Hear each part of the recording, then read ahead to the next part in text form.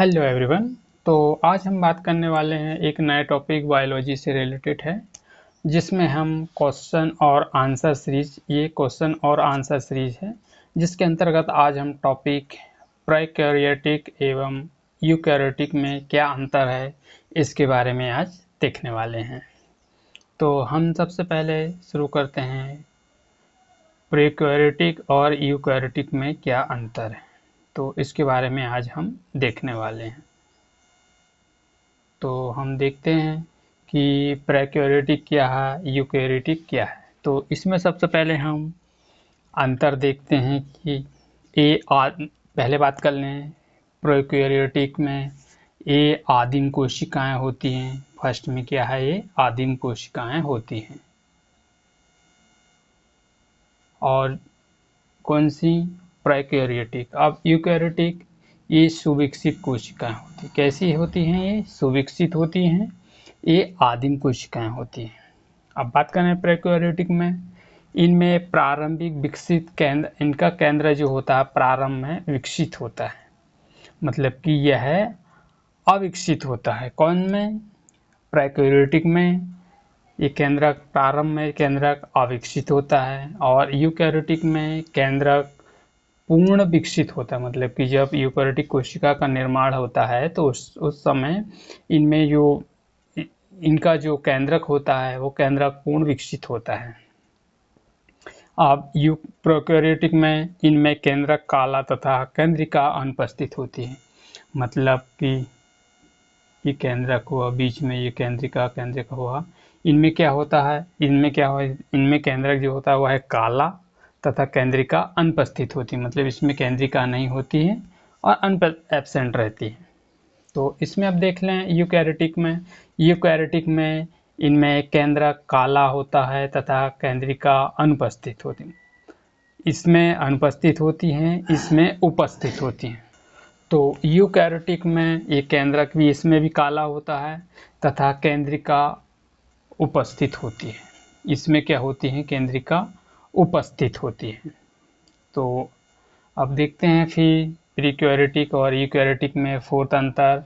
इसमें समसूत्री विभाजन होता है। किसमें? प्रोकैरियोटिक में समसूत्री विभाजन होता है और इसमें अर्धसूत्री विभाजन होता है। किसमें? इसमें समसूत्री विभाजन नहीं होता, इसमें समसूत्री विभाजन होता है। मतलब इसमें नहीं होता। किसमें? प्रोकैरियोटिक में। यूकैरियोटिक में होता है। और इनमें श्वसन तंत्र प्लाज्मा झिल्ली होती है। मतलब इसमें श्वसन लेने के लिए क्या होती है, इसमें प्लाज्मा झिल्ली होती है। किसमें? प्रोकैरियोटिक में। कौन सी झिल्ली होती है? प्लाज्मा झिल्ली।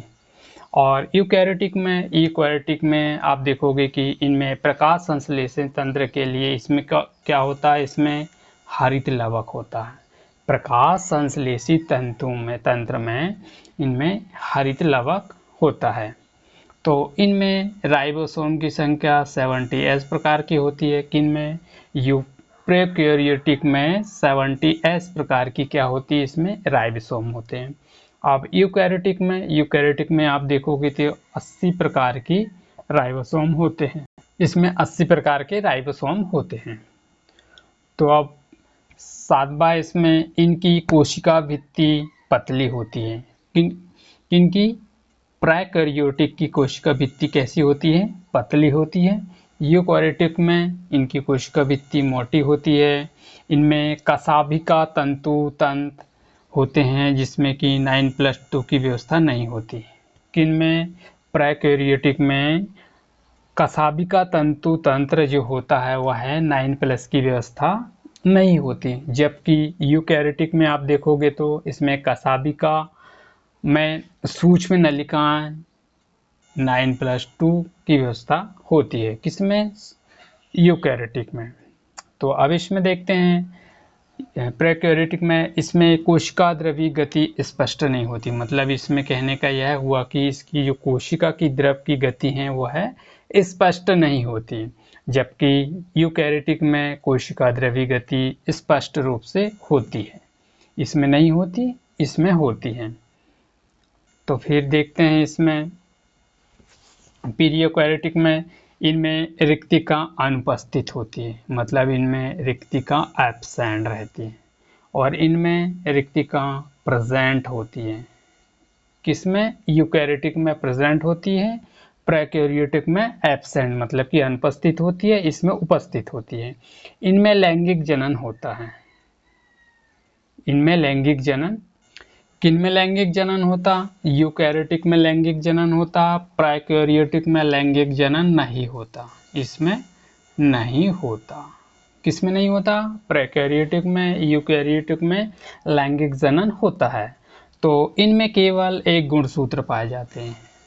किसमें एक गुणसूत्र पाए जाते हैं? प्रोकैरियोटिक में एक ही गुणसूत्र पाया जाता है, और यूकैरियोटिक में एक से अधिक गुणसूत्र पाए जाते हैं। इसमें क्या? एक से अधिक गुणसूत्र पाए जाते हैं। किसमें पाए जाते हैं?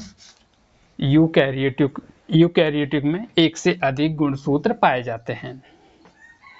तो दोस्तों, इस तरह से हमने देखा कि यूकैरियोटिक और प्रोकैरियोटिक में क्या अंतर है। इसी तरह से और रोचक तथ्य जानकारी जानने के लिए आने वाले वीडियो में हम जानेंगे इनसे संबंधित कुछ और नए टॉपिक के बारे में बात करेंगे, जिसमें कि क्वेश्चन आंसर के थ्रू हम अभी सीरीज चालू करेंगे, जिसमें कि हम जानेंगे कि कौन कौन से इससे रिलेटेड टॉपिक है, उनको विस्तृत रूप से हम चर्चा करेंगे।